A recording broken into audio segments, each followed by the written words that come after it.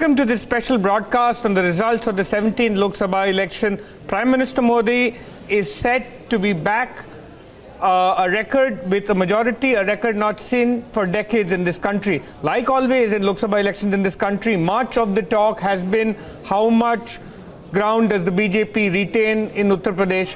Well, with many rounds done, it looks like the BJP is able to hold much of the ground despite facing the combined might of the SP-BSP alliance. How did that pan out and what do we make of those results? To discuss that, I'm joined by Sunita, Aron, Senior Resident Editor of the Hindustan Times in Uttar Pradesh, and Mirza Asmer, Professor at the Department of Political Science and Aligarh Muslim University. Professor Beg, let me start with you first.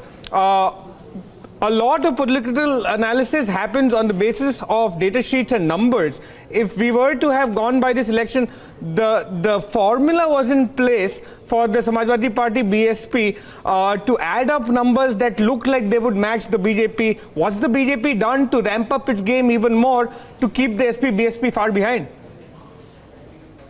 Actually, even if you go by numbers, the numbers are also not in favor of the Mahagathbandhan, although it was touted that the numbers are more, because even if you add their vote percentages in the 2014 Lok Sabha elections, they don't add up to the numbers which BJP got even in 2014. And the other important thing is that even if these are mathematical numbers, but they are not actually translatable into votes when you go in the actual electoral arena, and that is actually what appears to have happened, that the vote transfers as they were assuming would happen mechanically, they do not so happen. All right, Sunita, Aron, in the 2014 election, you saw Uttar Pradesh being played out as a pocket of smaller elections. The fact that the BJP was able to get hold of the Jat vote away from the RLD, eat into the non-Jata vote of the BSP in eastern Uttar Pradesh, ramp up the fact that the presence of Prime Minister Modi the first time round that time and scale up its presence there.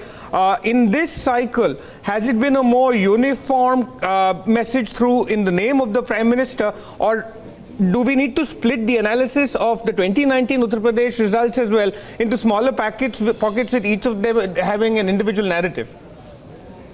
No, I personally feel again it's a uniform Modi factor, or now we can say it's a Modi wave or a tsunami, as you wish to call it. It was very much visible even then, but at that time, because people were looking at the arithmetic also, and SP, BSP and RLD together formed a sizable chunk of votes. So I think what Mr. Modi and his slogan of nationalism has done is that he has demolished all vote blocks. And this is because the opposition did not project any decisive leader.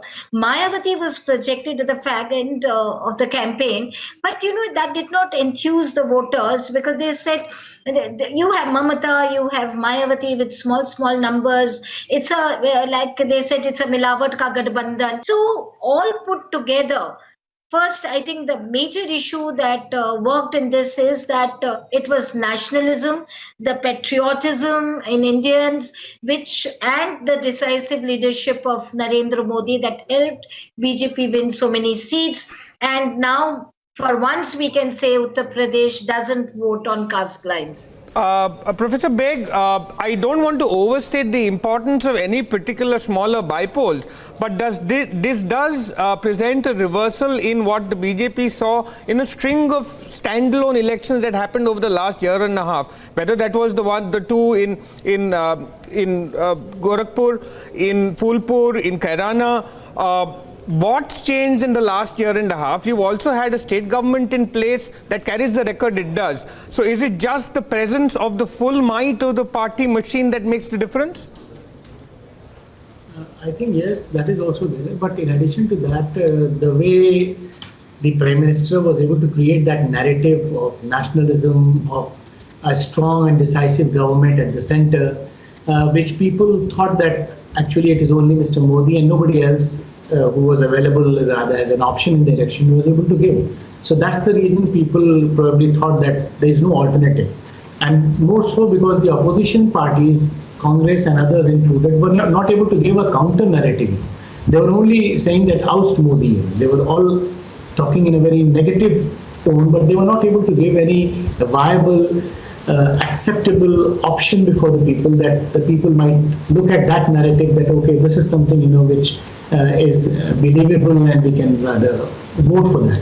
So that was also one reason. The other important thing is that to say at this point that UP does not vote on the basis of caste is not totally correct, because in this election also a large number of Jatos have voted for the BSP and Mahagathbandhan candidates. Large number of Yadavs have voted for the Mahagathbandhan candidate.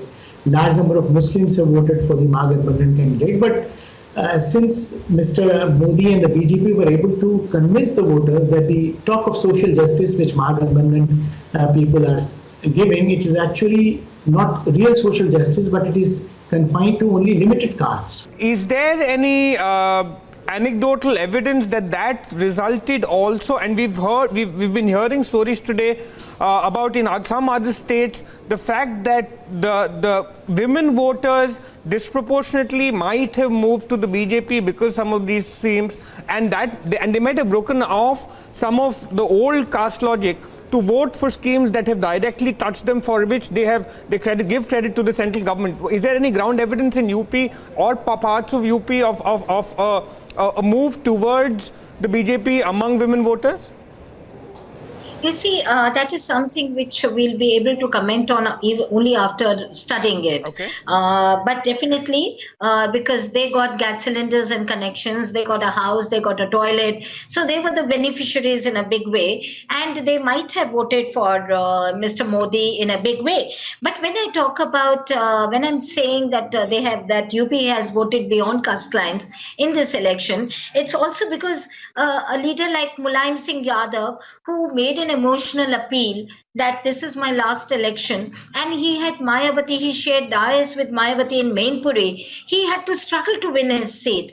At the same time, Akhilesh Yadav in Azamgarh, which is purely a Yadav, Muslim, Jatav dominated constituency, there were so many anxious movements where a political novice, a little known, he's not a political actor, he is a Bhojpuri star, went ahead him. Yes, in certain constituencies, Congress has really damaged. They have not won seats. And now again, we'll do some analysis, but the little analysis that we have done is that Congress has damaged the alliance more than the BJP. Is the message of the Samajwadi Party or the BSP a bit of the message of the past, in that the social justice being delivered is representation, whereas the BJP in its schemes and in the way it's able to now present the argument that it runs cities, states and the central government, is able to roll out and promise, if not immediately deliver, that some part of the welfare net, so to speak, will reach people from time to time. Yes, you're right. That is there. And the other important thing is that right from the very beginning, the BJP was able to actually negate the main arguments which these parties could have. For example, in the past, they were always talking about secularism. But the moment the word secularism came up, the argument from the BJP side and Mr. Modi's side was that secularism is nothing but appeasement of minorities. So that was very aggressively put forward. And in due course of the election, these parties realized that they should not utter the word secular.